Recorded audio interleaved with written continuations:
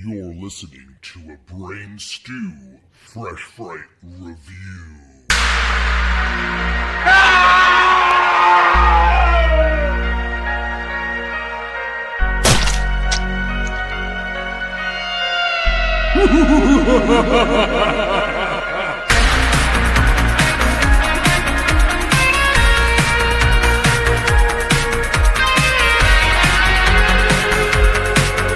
What's up, creeps? Welcome to a brand new Epic Film Guys Fresh Fright Review. I'm your host, Justin, and I'm joined once again by none other than the god of podcasting, the one and only LoySauce. What's up, my friend? Yes, Justin, that was a very distinguished intro that you gave me. How are you this morning? I am wonderful. Thank you very much, my kind sir. Quite so, quite so. Would you like some tea and some caviar in this motherfucker? I have some tea right here. As I'm sitting here all white trash drinking my Ghost energy drink, but I digress. Ladies and gentlemen, it's been a few weeks since you've heard from us, and it's been even longer since you've heard a Fresh Frights anything of value, I would say, in terms of the horror world.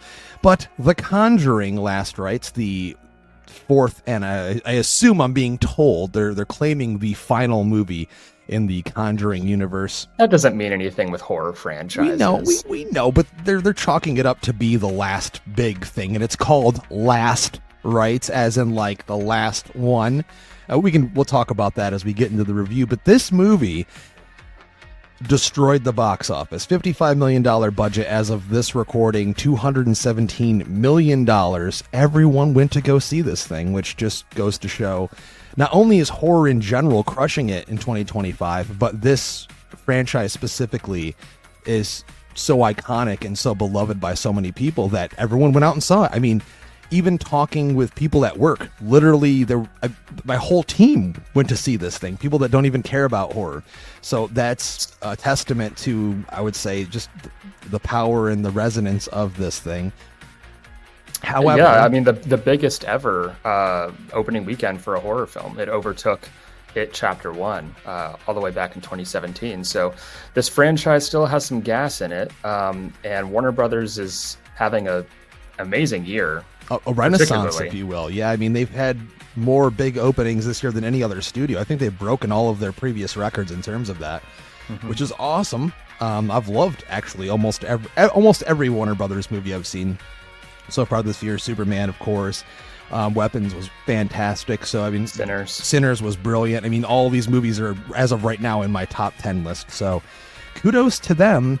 They've had an uphill battle the last few years, and it's just good to see things are on the right track. But with The Conjuring Last Rites, we've talked about the Conjuring movies ad nauseum in the past, especially when the last one came out, The Devil Made Me Do It.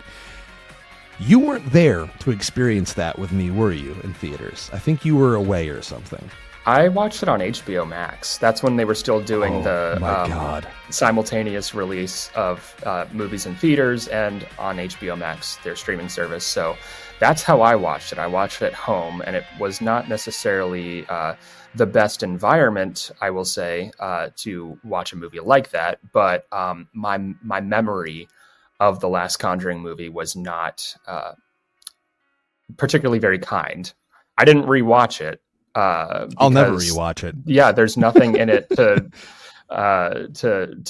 reward like multiple watches. Absolutely. I mean, I reference this because I remember seeing it in theaters with a few friends at Alamo Drafthouse and walking out extremely pissed off. And I'll get to the reason why, but it was just after what James Wan created with this franchise was so special. And I just felt like it was a huge letdown. Michael Chavez, it was his first foray into the Conjuring universe, I believe. Yeah, it was. And he had done, previous to that, The Curse of La Llorona, which I did like. That was in 2019. I thought that was a solid little spook fest.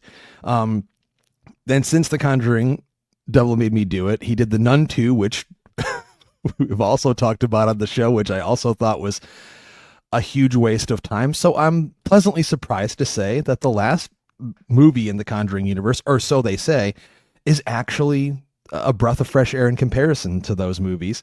But we have a memory regarding this franchise, and I wanted to let you tell this story because the second film in the Conjuring franchise for both of us is extremely special for more than one reason, but I'll let you have the floor, if you will. Oh, sure. Well, we watched it together at a, I guess, what would you call it? It's not a midnight show, but it was like a closed theater when you locked the door. A private show.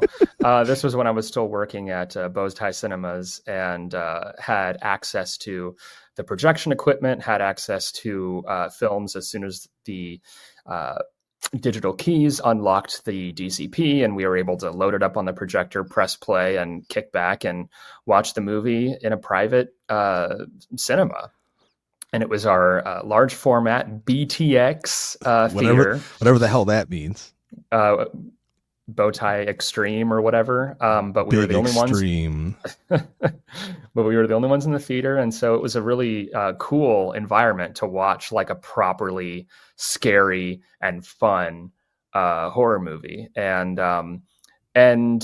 you know, we'll get into this, I'm sure, when we're comparing this film with the others, but The Conjuring 2 especially, but you know, those first two Conjuring movies, they rule. I mean, Absolutely. They're just like, again, the first two films are like horror epics, and we have our Lord and Savior James Wan to thank for that. But they are, you know, they're classy affairs, and they're positively oozing with atmosphere and you know, fun scares, and they're constructed with like an almost supernatural proficiency. It felt like the next generation of Poltergeist. Like every moment was finely tuned for maximum suspense and effectiveness. And I think again, James Wan has directed maybe one bad movie in his entire career, and the rest of his filmography is full of movies that, even if they're not like, I mean, high art or anything, even at their most, you know, disposable popcorn, you know, entertainment, you know, something like Furious 7 or Aquaman. I was going to say, you didn't even see Aquaman 2, so how dare you call it bad? I did see Aquaman 2. Oh, you did? You finally watched it? Okay. I did, and it was bad. It is the worst film he's directed. Probably. I still didn't think it was a terrible movie. I went and saw it in the theater, and I said, it's fine. Whatever. Yeah, it is kind of fish people swimming with other fish people and fighting other fish people, and it is kind of the death rattle of the DC universe at that point. Yeah, and it was not a patch on the original. I've seen much worse, but it wasn't good. Absolutely, I mean, definitely his worst film. But I do think what he did for the Conjuring movies was he kind of, I wouldn't say he elevated the haunted house movie, but he kind of brought it back, because in the 2000s we had a rough era of, you know, haunted house jump scare-a-thon movies. And so what he was trying to do is bring it back to that like 70s feel, something like the Amityville Horror, something like Poltergeist. The other films in this universe, they're cotton candy, basically. They're boardwalk dark rides. You know, I've used this analogy in the past, but particularly, you know, recently in our review of Until Dawn, where you're in your little cart and things jump out of the dark and go ooga booga, and you jump. And that's about as much depth as they're allowed to have, which can be fun for 5 minutes when you're, you know, in a little cart going around. But for 2 hours and across 10 films, it gets very tiresome. The ghosts and the spirits in these movies never really seem to do anything too threatening. They can't really kill anyone unless the plot demands that they do. So our main characters are usually pretty safe. And because there's no danger, the films feel very disposable. So I went into this with with lowered expectations, because this is directed by Michael Chavez, not James Wan. And Michael Chavez did the last film, The Devil Made Me Do It, which I almost hated, borderline hated. Go ahead, seethe with it. I will never not hate that movie. Like, you've been with me when I've walked out of a theater after hating a movie, and it affects me for days. Like, legitimately, it will affect every fiber of my being. My morning the next day, I won't be able to sleep. I'll just keep thinking about how much I hated it. And to your point there, that's why I think expectations had to be lowered because we've seen every one of these movies in this series, the Annabelle movies, one of which I thought was really, really good, actually. Creation. Yeah, Creation was very good. The Nun movies, trash. A lot of potential, cool things here and there, but honestly, just not good movies.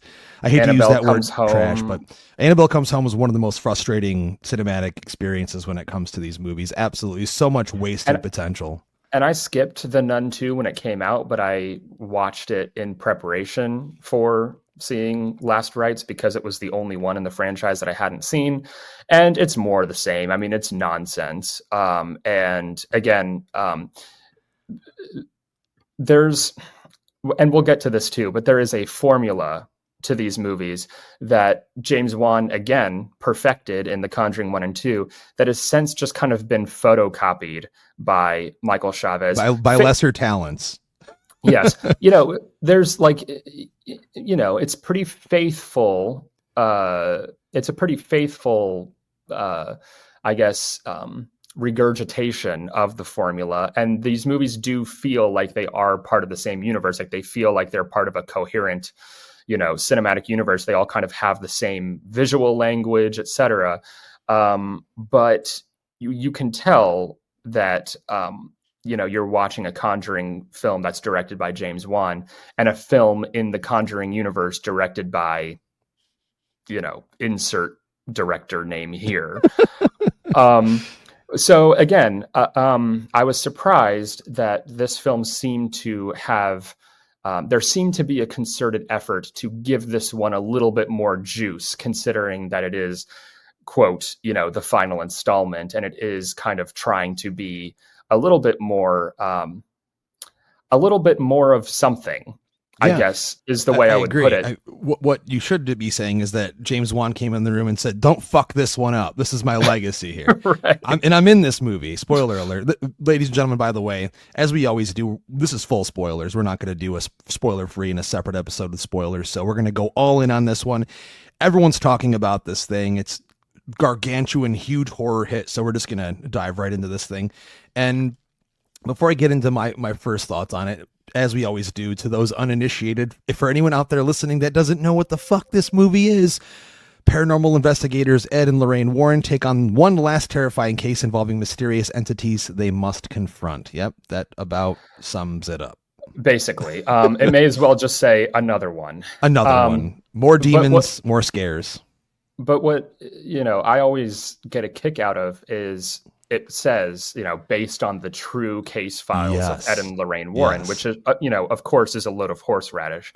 I don't believe in the paranormal, at least not as it's portrayed in shows like Ghost Adventures or movies like this. No, I know you believe in them like you see them in Scooby-Doo. They're always a man in a mask. There you go.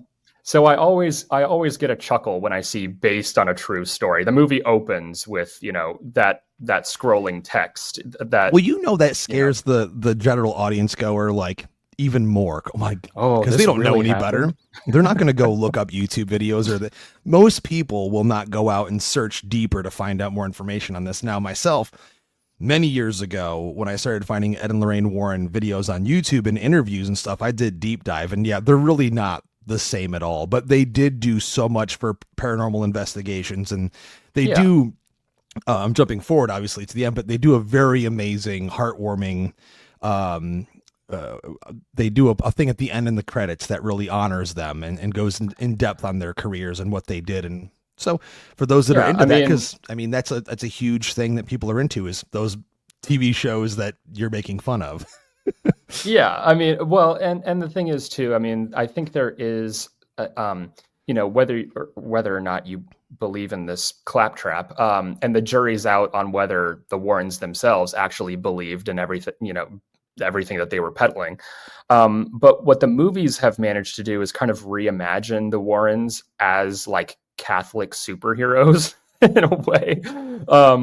And it makes them very easy to root for, even though, again, the real life Warrens, you could call them whatever you want. You could call them con artists. You could call them, opportunists. You could, there's a lot that you could But we will not slander them on this show. No, I mean, you could speculate and you can whatever. But as they're depicted in the movies by Patrick Wilson and Vera Farmiga, they're an iconic duo. They're, appealing characters that love each other, and that connection is felt on screen. And so there is a certain sense of like,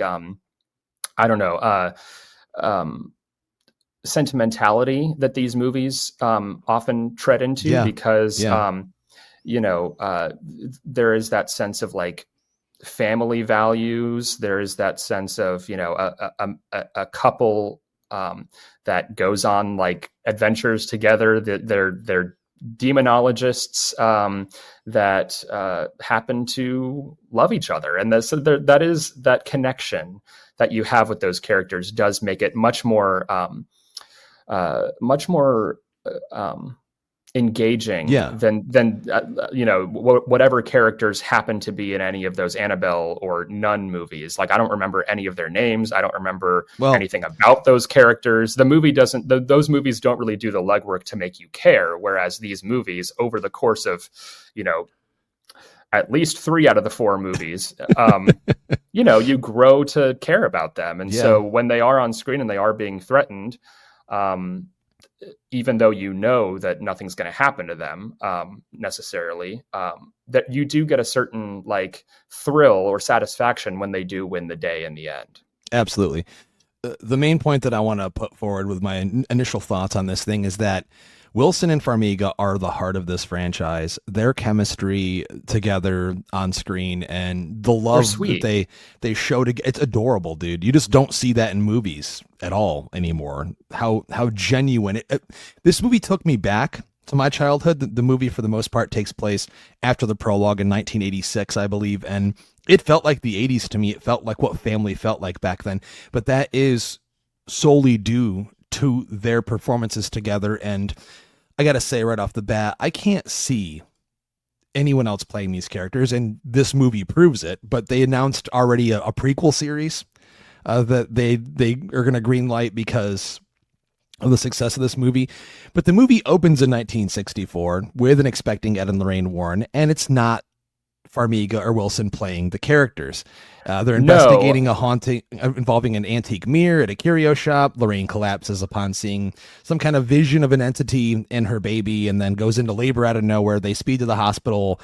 The baby comes out stillborn. It's a really intense sequence. Yeah, it's a pretty harrowing opening scene. And, right off the bat, you get the sense that the evil that they're facing this time around seems much more like personally targeted towards them. Sure. So there are more like stakes in this film, I feel, because of that flashback at the antique store, setting things up really well, and then the whole chase to the hospital. I thought that was very well done, exciting and scary way to open the film. And then the birth of their daughter Judy, who they almost lose immediate, like right off the bat. The baby's stillborn, so there's that that the baby is going to grow up to be Judy, but again, there is that suspense of like, oh, this demon has killed our baby.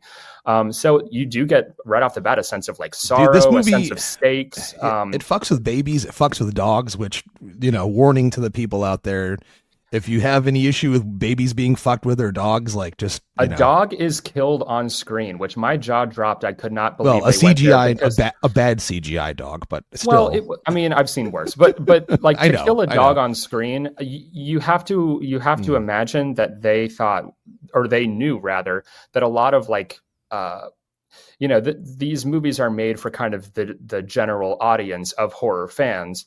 As well as hardcore horror fans, but they had to know that it was going to like upset, because people say all the time, I don't care if you kill a human on screen, but if you kill a dog on screen, that's unforgivable. Yeah, I've heard people really pissed about it. I don't really subscribe to that, because I know it's all make believe, but I know people are sensitive, and so for them to have the brass balls to do that, I thought was. I mean, there's suicide depicted on screen too in a way that was pretty intense. So like they kind of went hard with this movie. They did go hard, and I have to applaud them for that. And that was me leading into the fact that I was going to say, aside from me liking the opening, they found a guy that looked just like Patrick Wilson for the guy playing young Ed. but I just didn't buy into them as the characters, and that's what I thought they were fine. They're fine. It was a fine first 15 minutes of the movie, but then as soon as I see Wilson and Farmiga show up, you're like, oh God, thank you for coming in and saving me here. But I went into this thing like you with such, I guess, not even tempered expectations, but low expectations. Right. I just assumed it would be more the same. Luckily for me, you got to see this thing like weeks and weeks and weeks ago. Yeah, so I'm trying to remember a lot. But I was really worried about like, well, I'm going to see it anyway. We're going to review it for the show. Can't be any worse than the last one, though I've said that before and been wrong. And you just came out and said not going to ruin anything, but it was good. It was a solid thing, and I agree with you. I walked out going, it wasn't amazing. It didn't, break the boundaries, but it delivered what these movies should deliver. I felt a lot of emotion here connected to the main characters. The very strong familial aspects throughout. Great dialogue, great character writing. The scares were fine. There was one that almost made me jump a little bit. If you know the timing and the precision of these movies, it's really hard to be scared by them, but that doesn't mean I'm not impressed by the presentation and the build up to them. Yeah, like I said, I mean, these movies, again, discounting the first two, but like the rest of the Conjuring franchise, I feel like they're very kind of like sleepily directed movies. Again, they kind of feel like a copy of a copy of a copy, where it's like, there's a very specific formula that apparently absolutely shall not be deviated from.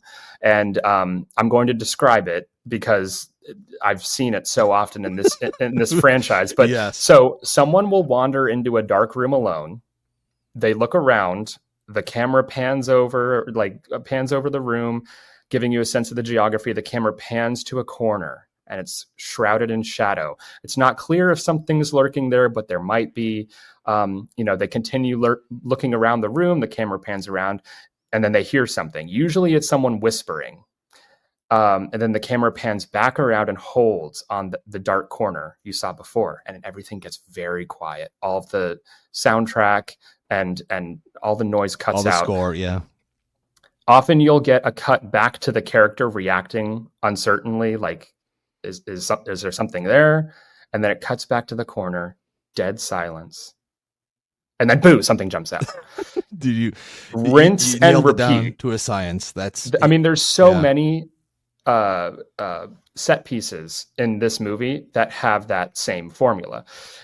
However, there are a few moments that do really jangle the nerves. It's in the trailer, but there's one that involves mirrors in a bridal store dressing room that I thought was very effective. Oh man, I loved that. I was extremely impressed by that. That was, not to cut you off, but just if you've ever been in one of those, I mean, you might not have because you were born in the 90s, but in the 80s, dressing rooms, or fitting rooms rather, a lot of them were like that, where they're all mirrors all around you. Like not just both sides, but all around you. And it's a very claustrophobic feeling. And as a kid, I'd go in there like it was a fun house. And it is scary to see like 100 versions of yourself down in reflection. That alone, I mean, it's been done in horror before, but the way that this was presented was just really impressive. I thought it worked really well. Yeah. So everything is like effective enough. It's creepy enough. They don't quite have that James Wan secret sauce, but again, I mean, James Wan is God, so I mean, I can't disagree with you. You can't really expect the same level of. I don't know. I've said it way back in our Conjuring 2 review, one of the first reviews I think that I was on the show for, but yeah, James Wan just has that ability to like hold the audience in his hand like putty and like mold them to feel whatever he wants them to feel in a given moment. Almost 10 years removed from that movie, it does kind of harken back to that same tone and vibe without completely adopting it. There's one crazy like Sam Raimi Evil Dead-esque shot in the movie where the camera goes like out the front door and then it like whips around the side of the house and then it goes up into the air. Oh, and then it's fucking loved that. It's like looking down on the roof like a bird's eye view angle, and then it plunges back down and goes through the back door. And I wish the rest of the movie had that same energetic, like it would be great if there were just like a lot of like really exciting dynamic camera work like that. But instead, like I said, it is kind of, otherwise it's kind of sleepily directed, where it has that same rhythm. Each scene has that same rhythm of like someone looking at a dark, like, in a dark room, and then like the camera's looking around, and then something jumps out. I got to give credit where credit is due. The cinematographer on this movie, Eli Bourne, okay, he's not known for the best of the best. He did The Boogeyman, which is another movie I hated, but he also did this year's Companion, which I thought looked pretty good. And he did No One Will Save You, that alien movie that Hulu had a few years back in 2023, which I was actually reboot as well. I was really impressed by the visuals in that. So it's a handsome looking film. I mean, the production values are high for sure. Yeah, but I get your point. I think maybe what you really wanted is an Evil Dead version of The Conjuring, based on what you're describing here. But I knew when you mentioned to me some of the camera work that impressed you before I saw it, as soon as that shot came, I was like, that's the one he's talking about. I knew it immediately because it was just so cool. And it came out of nowhere. But I think that scene needed it. And then it kind of thrusts you forward even deeper into the scares and the tension of the thing. Which, like you said earlier, it's hard to get caught up in caring so much about these characters. Obviously, we care about Ed and Lorraine and their daughter Judy, who I really fell in love with in this movie as well, played by Mia Tomlinson. I thought she was great. I like her a lot too. Again, very appealing character, good performance. Just a genuinely like good person. Like I guess because in movies today, in all horror movies, like they try to make everyone like witty or smart ass or the modern lingo. And she was just like a good girl, like a good person. Yeah, there is kind of a knee jerk, almost like, I don't know. I feel like they're trying to appeal to this sense of like being allergic to sincerity that we see a lot in our movies. I mean, again, I'm going to go back to Until Dawn, where the characters, like, it almost felt like they were almost like a detachment from like reality. Like they weren't really reacting to what was going on with sincerity. It was kind of more of an ironic quality. And that obviously that movie's trying to do something different than what this movie is doing. Sure. But what I mean is it was really refreshing to have just like a sweet, genuine, sincere romance at the center of the film. Actually, not one romance, but two, because you also get Ben Hardy as Tony. And there's this very cute like courtship where he is trying to propose to Judy, and then he also has to win the respects of the parents and get their blessing. And Ed and Lorraine have this really cute back and forth. I don't know. I just really appreciated all of that, all of those dynamics. They felt so genuine and down to earth and nice that I almost started to believe that Tony could not be that nice and exist. I kept thinking he was going to be a demon on the side, or something was going to happen, or he was going to end up being like a serial killer, or something bad was going to happen. Because I was like, there's no way there can be this many nice people in the movie. Now, the movie also centers around the Smurl family, who lives in Pennsylvania with their family. It's a huge family: grandma, grandpa, two little girls, two teenage girls. And somehow one of the girls, for I guess she got a confirmation ceremony through the church. She's gifted the mirror. She's gifted the mirror from the opening of the movie, which Ed and Lorraine never went back to see what happened to. So it's been 22 years since they've encountered this thing. They've done 1,000 investigations up until this point, based on what Ed says in the movie. And they've kind of just basically retired. The movie, when we meet them at the beginning, they're like going and doing seminars in which people are like picking on them about like Ghostbusters stuff. It's like, I love that line where it's like, we've seen the movie. Like, I just love that acknowledgement. That yeah. That was very cute, actually, especially delivered by Vera Farmiga. I can't say enough, dude. I just fucking love her, man. I've always loved her.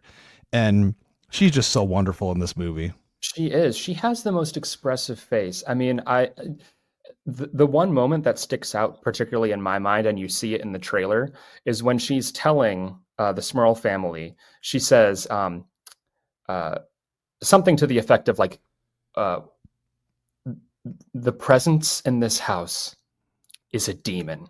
And the way she delivers that line and her expression, she looks like it pains her to tell them this news. Like the way it's such microscopic little inflections in her face that give you so much of a range of emotion.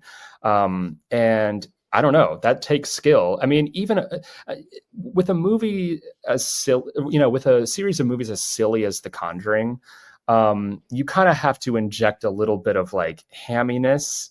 Again, kind of hearkening back to those 70s movies where like some of the performances in those films are a little overcranked. And I think Vera Farmiga and Patrick Wilson, they just have the right sensibilities where they know where to ride the line of like hamminess and sincerity. They're literally the perfect duo in these movies. They complement each other so well. And again, they ground the movie while also making it, entertaining. No one can deliver, a line like, you have a demon in your house or whatever with as much gravitas, as Vera Farmiga. No, absolutely. So in this movie, we're Judy's an adult. We're realizing that Ed stopped doing this because he's got a bad heart condition. He can't have another heart attack, or they say he's going to die, which is a thing they play with throughout the entire movie, where they make you think he's going to have another heart attack and die when he's doing all this stuff.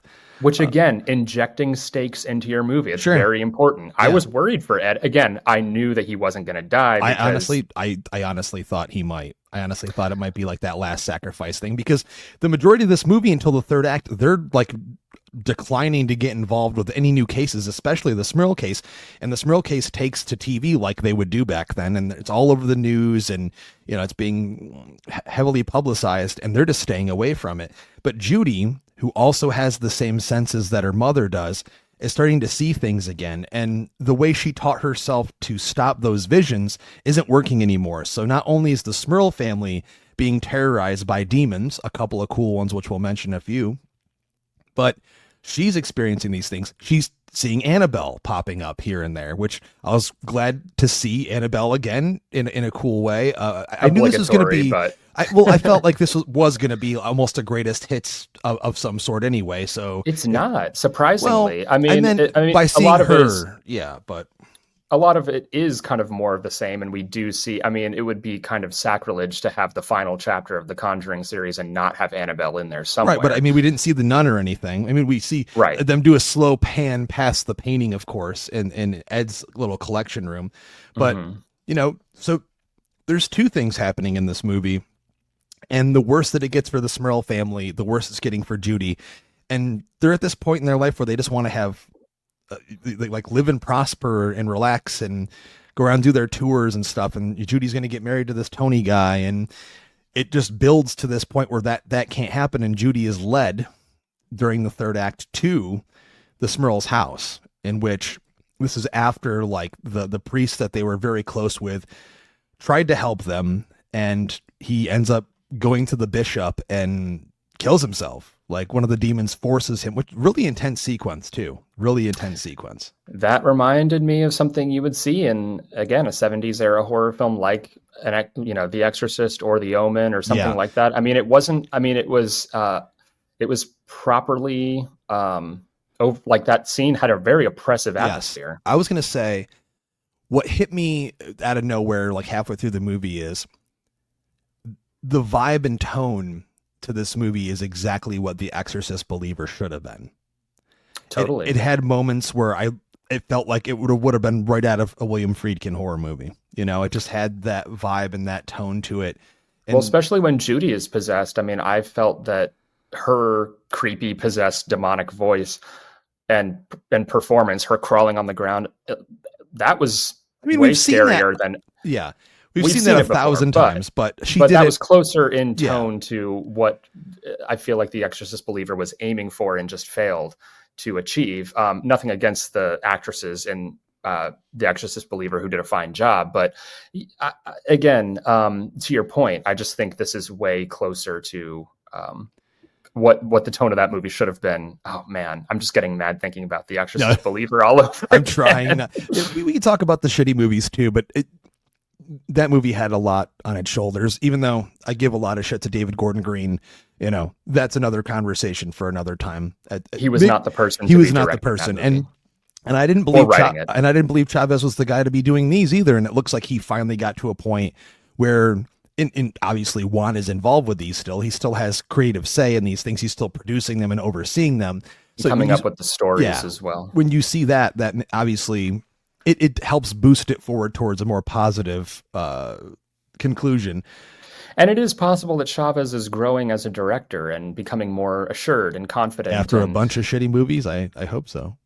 Again, I thought The Curse of La Llorona was solid. I liked that one. If unremarkable. Yeah.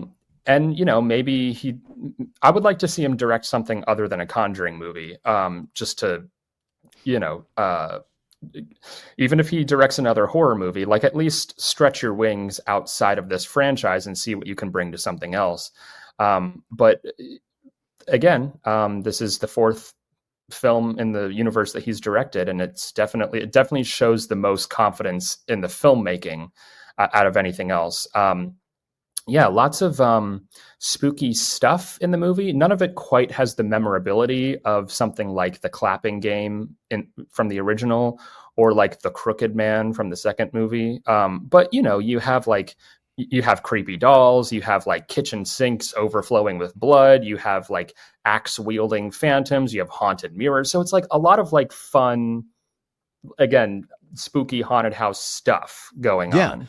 You have, which this upset me terribly when I saw the trailer for the first time. You have, out of the demons, there's a few new ones here. We have the elderly woman, which when you see that shot in the trailer, comes up above the doll, it just makes you cringe, because you're like, God damn it, why does the CGI have to look so fucking terrible with her huge grotesque smile? And it's frightening, but it's like more of the same shit we've seen before. But in the movie, the scene actually works pretty well. There's also the young woman. They also changed, if you compare that shot from the teaser trailer, which everyone complained about because there was a lot of digital trickery. It did look different. It did look in the movie. Different. They did kind of fix up the effects, but our listeners know we carry the flag for practical effects and makeup. It would have been nice if instead of CGI to distort the features of the old woman, they had used makeup instead. It didn't distract too much, and it is still scary, that visage of the smiling woman. It is creepy.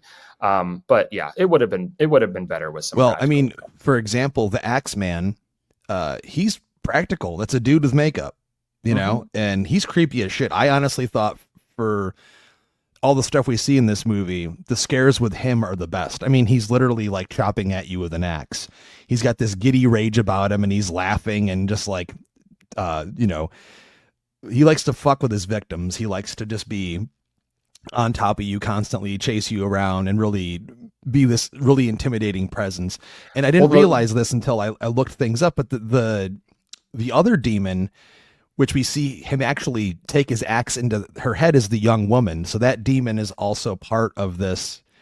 Remember the scene when Lorraine is being chased by the Axeman? He like taunts her by stabbing the axe into this young woman's head. Yeah, I wish I knew the actor's name, but he did a fantastic job. The cackle, like the evil laugh, was very gave a shiver down your spine, so like I said, probably not on the level of a lot of the iconic imagery from the first two movies, but definitely like I don't know, like I thought he did a fantastic job, and it definitely created kind of like one of the more memorable set pieces in the film. And the mirror demon itself, where the first glimpse we get of it is in the opening prologue. And it's pale body, long fingers, small glowing eyes. We've seen all that before, but interjected throughout the movie, I thought it was pretty effective, actually. So, to your point, the demons in this movie, as generic as they can be, are solid, but they worked through the majority of the movie for me. For sure.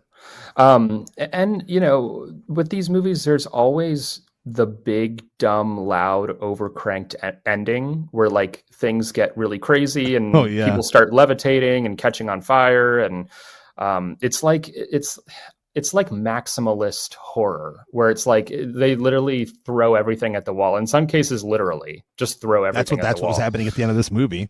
People are going through walls. People are falling through floors. Well, the thing about this ending, even though it is big and dumb and loud and overcranked, again, the personal stakes help you to care about what's happening and again, ground the scene, ground the climax. But also things never got too dumb and too stupid to where, like, I mean, the Nun 2, I'm just trying to think about, like, the ending of that film took place in a church, but then there was also like that's where they were keeping the barrels of wine at the end. Yeah. And I was just like, the barrels explode and there's like this flood of like wine that they've blessed to get rid of the demon, and the demon catches on fire, and it's like, the demon's like twisting people's heads around, all this stuff, and I'm just like, this is just stuff happening on screen. Whereas in this movie, even though, I mean, obviously it's a sensational retelling of events, like I'm sure the Warrens interviewed the Smurls and they went in the house and they cleansed it or whatever. So, obviously a metric ton of artistic license was applied to the ending of this and movie. Rightly so. Well, sure, you want an exciting climax from your movie, but the whole idea of them trying to carry the mirror outside of the house, and the mirror as kind of like again, the demonic influence of like keeping the mirror in the house, the mirror like weighs down on, I forget the Smurl patriarch's name, Jack or something. Jack Smurl, yeah. Jack Smurl. Yeah. And Ed, as they're taking it out of the house, and then which Ed collapses, and that alone, man. I mean, just knowing that he has that heart condition when they decided to lift that thing up, and you could see how heavy it was. And earlier in the movie, he's just having like a friendly game of ping pong with Tony, and you could see him holding his chest and how much that took out of him. I was like, oh my God, dude, he's going to carry this thing. And even though, like you said earlier, you probably, for the most part, think he's not going to die. I had an inclination that he might, because I'm thinking, man, they might go out really hard on this one and tug at the heartstrings. He does not die, but it adds some tension and suspense to the scene because they're trying to lift this thing. And then like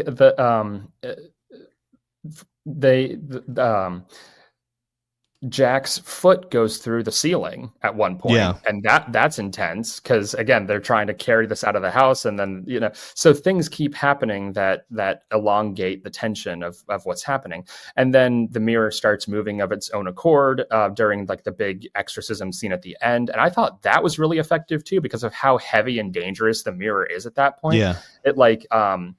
It comes down on Tony's leg, and it's like again, peeling the skin off of his leg slowly, which is a really gruesome visual. So again, things do get very silly at the end, but it wasn't, again, to the level of some of the other movies where you just kind of throw your hands up and like they're clearly just whatever, like throwing everything at the wall, whereas here it felt a little bit more restrained, a little bit more pulled back to where I was saying with the Judy character as well, we have her when she becomes possessed, and you care so much about her in this movie, for you to be introduced to this character in this way in this movie. And then by the end of the movie, you're totally there for her. You know what I mean? You really don't want her to die because of how genuinely nice and how loving she is and how good of a person she is, and just wants to live this normal life with her family.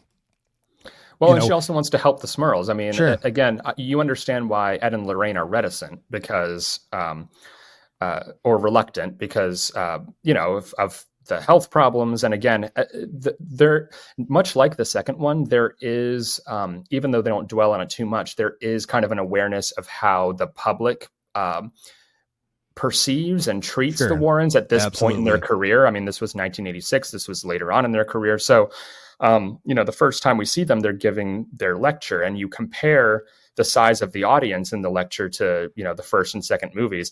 And when the lights come up and there's like 6 people in the audience, people, and they're all a couple people are just there to make jokes.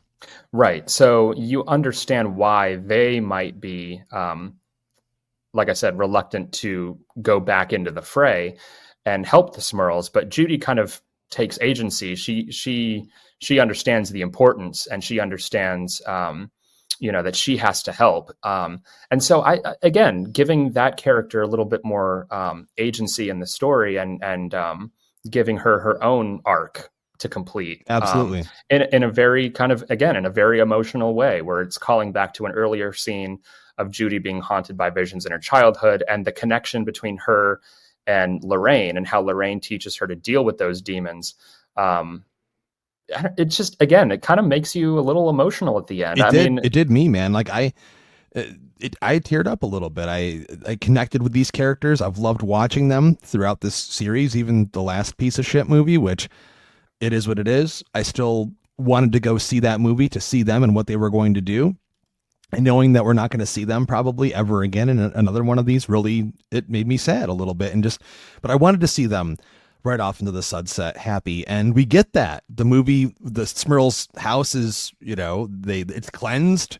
There's a quotation on the screen that pops up that lets you know that they lived in the house longer and they were fine, and it brought them together as a family. And then I thought the movie was just going to end, but it cuts to Judy walking down the aisle with Ed and her wedding to Tony. And I love this dance sequence with Ed and Lorraine, and she's telling him, and they're having visions of what their future is going to be. And it was just so heartwarming.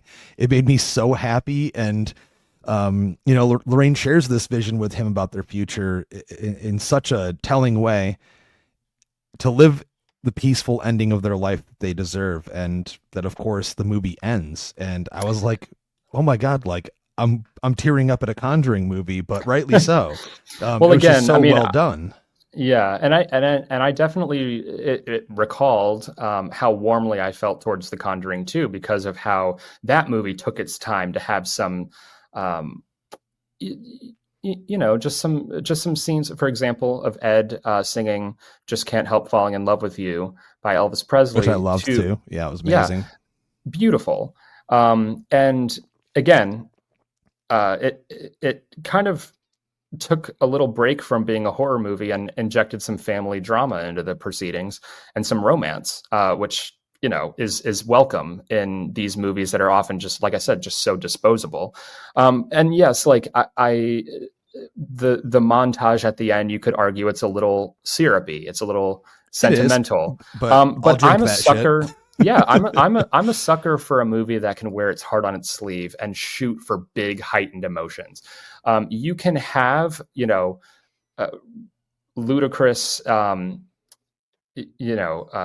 completely over the top operatic scenes of demons popping out and haunted mirrors flying around and people hanging themselves and dogs getting killed, and so you can have all that in your movie, but to also, again, not be afraid of sincerity, which I feel like is missing from a lot of these movies. It just really endeared me to the film at the end, even though, is it a little corny? Is it a little manipulative? Sure. But, I really can't fault a movie for making me misty-eyed. Yeah. Because, in this day and age, that's hard to do. So I agree. I mean, for all the movie's flaws, which there are a few, for all of the ways that this Conjuring formula has been diluted by 10 films over a little over 10 years, the fact that there is obviously still content to be set in this universe, whether they go forward with a prequel or more spin-offs. I imagine they can make more Annabelle movies. They can make more La Llorona movies if they want to. They can get around to making that Crooked Man spin-off that they've been I doubt that's ever teasing. Happen, I know. That motherfucker, he got an action figure, man. NECA made an action figure of him, and I saw him in the clearance bin, which is sad, but But this movie caps off this particular era quite nicely. Yeah. If this is the last time that we see Ed and Lorraine Warren, it's a nice send-off, and a fitting one for them, much more so than I think The Devil Made Me Do It. Again, I think that there must have been a conversation. Okay, absolutely. There had to have been. This is the last one. Let's make it something worthy of what we've built. Yeah. And I questioned many times why Juan didn't just come in and helmet himself, even though he had passed it off on the last one. But I read an interview with him where even though he had made Malignant in that time period in between Aquaman 1 and 2, Aquaman 2 like broke him basically. And working with a huge studio broke him. You can kind of tell. And, him digging back into the horror roots again is something he's interested in doing next in terms of directing, but he didn't want to do directing for a long time after Aquaman 2, which I'm sure making that movie and the pressure could kill any dude, no matter how much of a god you are like James Wan. So I'm fine that he didn't come back. In the wedding scene at the end, we have some cool cameos. James Wan is in there. We see some characters from the previous movies in there, which I thought was pretty cool to have. Lily Taylor. I was Lily really Taylor's surprised to see her. It was really cool to see that. But I think it's time, man. I think we're going to get to it right now, and I'm going to throw it to you first. Brian, is The Conjuring Last Rites, is it trash or treasure?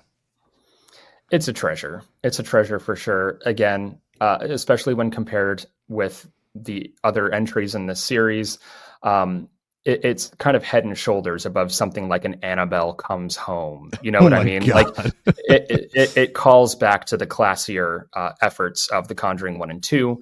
If I were to rank these movies, I would definitely put 2 at the top. I would put the first one right after it, and then Last Rites sits very nicely after the first one. In terms of ranking the films in this universe. So yeah. What about you, Justin? I think it's pretty obvious. Like I said at the beginning of this episode, this movie didn't break down boundaries for the genre or even this series, but what it delivered was a very effective love letter to this series and putting a little bow on it and letting the characters ride off into the sunset that we've learned and come to love by watching these movies. And just giving us a solid, befitting conclusion. I just really had a good time with it. Like I said earlier, these movies, they'll only go so far depending on how much you love them in terms of quality. But for me, I found something in this movie that the other ones, or at least the last couple, didn't have. And that was just sincerity and a genuine love of these characters. Great development. And also, I have to give some love for Benjamin Wallfish. I loved his score in this one. I love his score for The Flash. I loved his score for the It movies. I love his work in general. And I actually heard a little bit of Harry Manfredini Friday the 13th in there. I could hear some of those notes, maybe unintentional, but I just loved the score. I thought it was fantastic. Sound design in this movie, again, you got to love that with these movies. Just intense, amazing, really makes you immersed in the story and what you see on screen. Just solid spooky stuff, man. So I think this is the perfect movie to hearken in the spooky season. It is September. We're getting ready for October and Halloween. So I'm there for it. This is it's a treasure practically for me. Halloween. I mean, I already have pumpkins and shit out in front of the house. I mean, we're going to start putting out our haunt stuff this weekend. I'm fucking ready. Fuck the HOA. Go ahead and find me, motherfucker. Take me to jail. I don't give a shit. Pumpkins are going out. But ladies and gentlemen, thank you so much for listening to this Fresh Fright review of The Conjuring Last Rites. If you've seen the movie, let us know in the comments wherever you see this posted what you thought of it. If this is your first time listening, thanks for checking us out. We deeply appreciate it. And if you are a long time listener, we love you so much. Thanks for sticking with us, even when sometimes a week or two will go by and you don't get an episode. We've been doing this for 11 years, so you'll get it when we get to it. We promise you it's still going to keep coming with more content, new reviews, blah, blah, blah. You know the spiel. And more LoySauce. And more LoySauce. LoySauce will be on here and there. Jeremy will be on here and there. B Ready will be on here and there. Just, we're always doing different shit. People are busy, and we're just going to keep churning this butter for you, this cinematic horror butter for you. And of course, like butter. And at Epic Film Guys on every social media platform. Thanks again for listening. And LoySauce, thanks again for joining me. It's been a blast. Yeah, man. And until next time, as always, we like to ask you to keep that shit creepy.